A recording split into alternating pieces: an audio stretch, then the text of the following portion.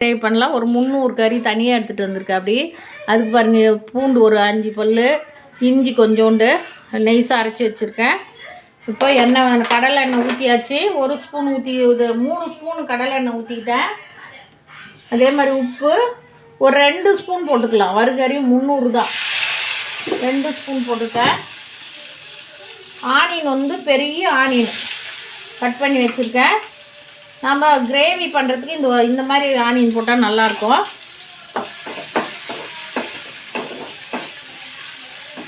இந்த இஞ்சி பூண்டுலேயும் எல்லாம் போட்டு அரைச்சி வச்சுருக்கேன். பட்டை, லவங்கம், சோம்பெல்லாம் எல்லாமே போட்டு வச்சுருக்கேன். நல்லா வதங்கட்டும். பாருங்கள், 3 தக்காளி நெய்ஸாக இதிலே கொத்தமல்லி தழை போட்டிருக்கேன். இதை இப்போ நெய்ஸாக அரைச்சிட்டு வந்துடலாம். கருவேப்பிலை போட்டுக்கலாம். வெங்காயம் நல்லா வதங்கிடுச்சு. இந்த இஞ்சி பூண்டு விழுது சும்மா ஒரு 2 ஸ்பூன் போட்டுக்கலாம். நிறையா ஊற்றி சாப்பிட்ற மாதிரி இருக்கா, டேஸ்ட்டும் சூப்பராக இருக்கும். நல்லா பாருங்கள், இஞ்சி பூண்டு எல்லாம் நல்லா வறுத்தாச்சு. இப்போ நம்ம அரைச்சி வச்சு பாருங்கள், இப்படி நெய்ஸாக அரைச்சிக்கணும். 3 தக்காளி, 300 கிராம் கறி நல்லா அது செவந்து அப்படியே அந்த பச்சை வாசனை போய் எண்ணெய் மேலே வரும்.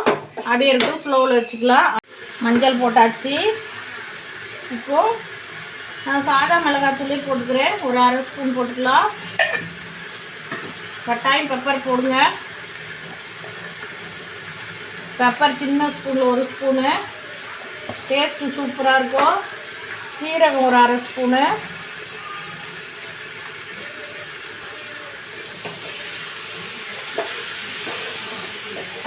கறி விட்டுக்கலாம். சீரகம் 1/2 ஸ்பூனு, மிளகு 1 ஸ்பூனு. நம்ம குழம்பு போடுற மிளகாத்தூளே நான் 1 ஸ்பூன் போட்டுக்கிட்டேன். மஞ்சத்தூள் 1/2 ஸ்பூனு.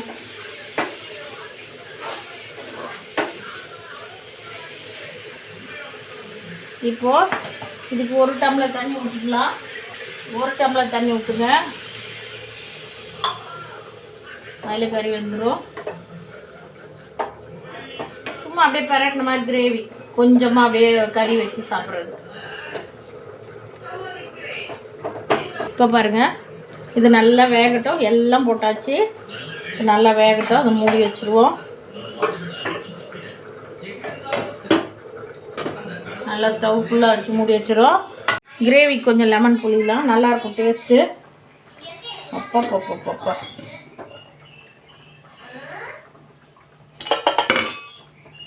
கொஞ்சம் லைட்டாக நல்லா டேஸ்ட் நல்லாயிருக்கும். கை போட்டுல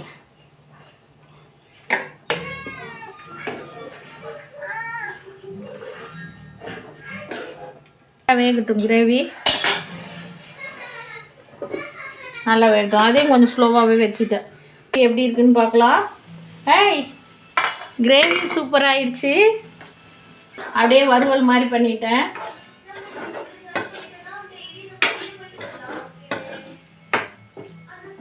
கிரேவி சூப்பர் ரெடிங்களா? Gravy ready, biryani ready. வாங்க சூப்பராக சாப்பிட்லாம். சிக்கன் வறுவல் ரெடி ஆயிடுச்சு. வாங்க சூப்பராக சாப்பிட்லாம். செம்ம வறுவல், நல்லா பெப்பர் போட்டு நல்லா நல்லெண்ணெய் ஊற்றி நல்லா வறுத்துருக்கேன். வாங்க.